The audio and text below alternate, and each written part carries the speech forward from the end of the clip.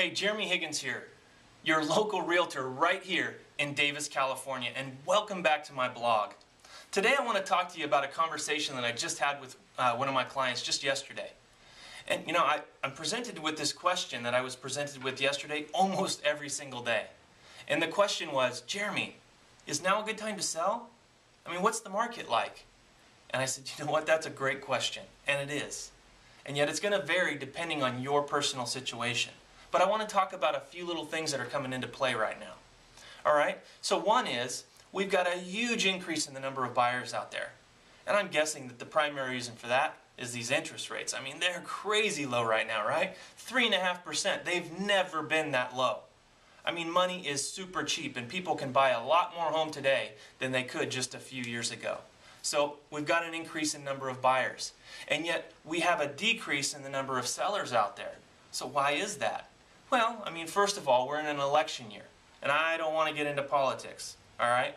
And yet, you know what, there's these banks out there have lots of foreclosures, right? And they just they held back on these foreclosures. They're not out there as much anymore. I mean, we used to see lots and lots of foreclosures, and there are just not so many out there anymore.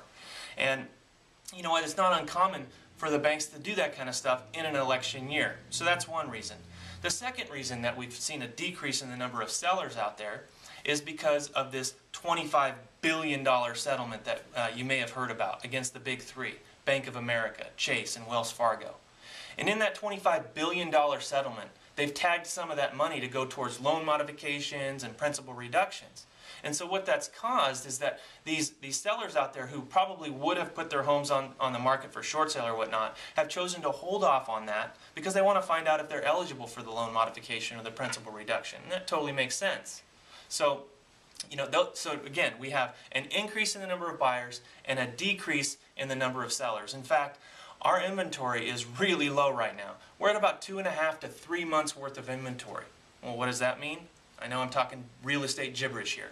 What that means is that if we do not list a single house in the next 3 months, we will sell every single home on the market.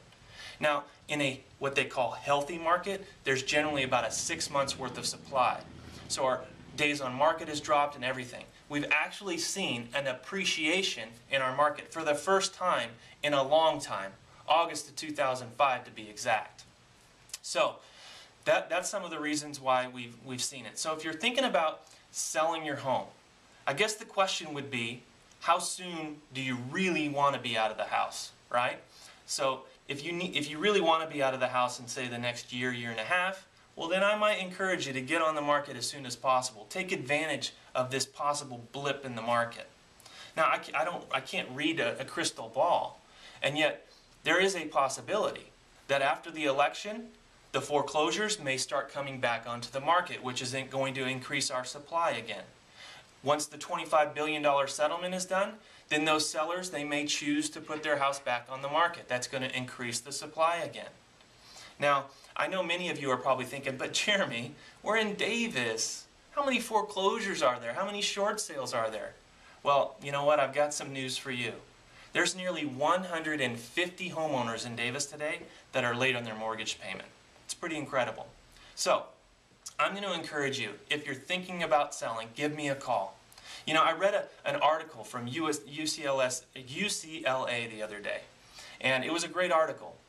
And they did some computing, some math and all that kind of stuff, and they determined in their research that for a person who purchased their home in Salinas, I think it was, in 2005, it's going to take nearly 30 years for them to get their equity back. That means those people are going to pay off their entire mortgage before their home ever reaches the value that they paid for it. So, if you want to wait 30 years, then it may not be a bad idea. And yet, if you're thinking about selling in the next couple of years, now's probably a really good time. So, as always, give me a call. We'll sit down, we'll talk about your situation individually and determine what's best for you. And if you know of anyone else who's thinking about buying, selling, or investing in real estate, have them give me a call. You know what? One of the greatest compliments that you can provide to me is in that word of mouth. If you thought that this video was useful and helpful, I'm going to ask you to go ahead and forward that to your friends and your family via email, Facebook, Twitter, whatever. And you know what? Thank you for your time today, and I look forward to our next conversation. Take care.